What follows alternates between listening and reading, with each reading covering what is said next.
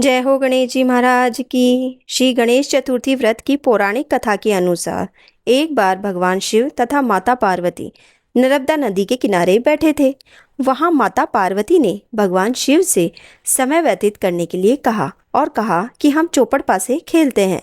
शिव चौपड़ खेलने के लिए तैयार हो गए, परंतु इस खेल में हार जीत का फैसला कौन करेगा, यह प्रश्न उनके समक्ष उठा तो भगवान शिव ने कुछ तिनके एकत्रित करके उसका एक पुतला बनाकर उसकी प्राण प्रतिष्ठा कर दी और पुतले से कहा, बेटा हम चौपड़ खेलना शुरू कर रहे हैं, परंतु हमारी हार जीत का फैसला करने वाले और कोई नहीं होगा, इसीलिए तुम बताना कि हम दोनों में से कौन हारा और कौन जीता। उसके बाद भगवान शिव और माता पार्वती को चौपड़ खेलने शुरू हो गया। यह खेल 3 बार खेला गया और संयोग से तीनों बार माता पार्वती ही जीत गई। खेल समाप्त होने के बाद बालक से हार जीत का फैसला करने के लिए कहा गया, तो उस बालक ने महादेव को विजयी बताया।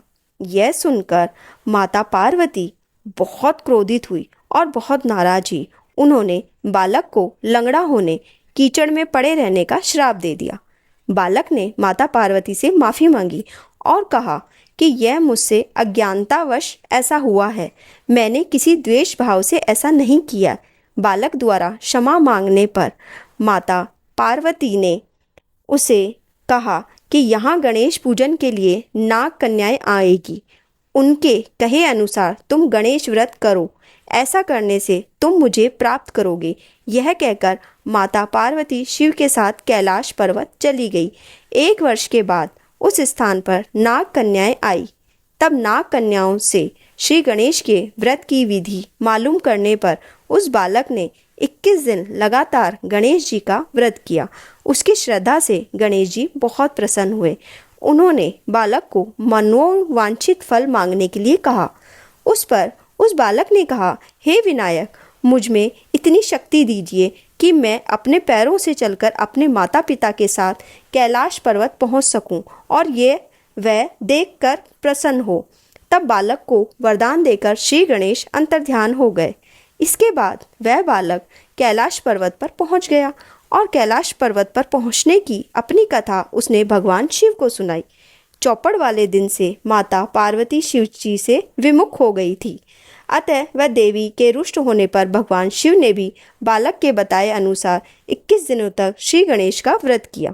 इस व्रत के प्रभाव से माता पार्वती के मन में भगवान शिव के लिए जो नाराजगी थी वह समाप्त हो गई। तब यह व्रत विधि भगवान शंकर माता पार्वती को बताई। यह सुनकर माता पार्वती के मन में भी अपने पुत्र कार्तिकेय से मिलने की इच्छा जागृत हुई।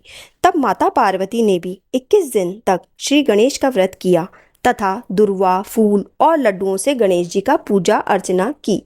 व्रत के 21वें दिन कार्तिकेय स्वयं माता पार्वती से आ मिले। उस दिन से श्री गणेश चतुर्थी का यह व्रत समस्त मनोकामनाओं की पूर्ति करने वाला व्रत माना जाता है। इस व्रत को करने से मनुष्य के सारे कष्ट दूर होकर मनुष्य को समस्त सुखों की प्राप्ति होती है। तो हे गणेश जी महाराज, जैसे आपने शिव जी का कल्याण किया, अपने माता पार्वती का कल्याण किया, उस बालक की इच्छा पूरी करी, वैसे ही कहते कि सुनते कि हुंकारे भरते कि हमारे सारे परिवार की इच्छाओं को पूरा करना। राधे राधे।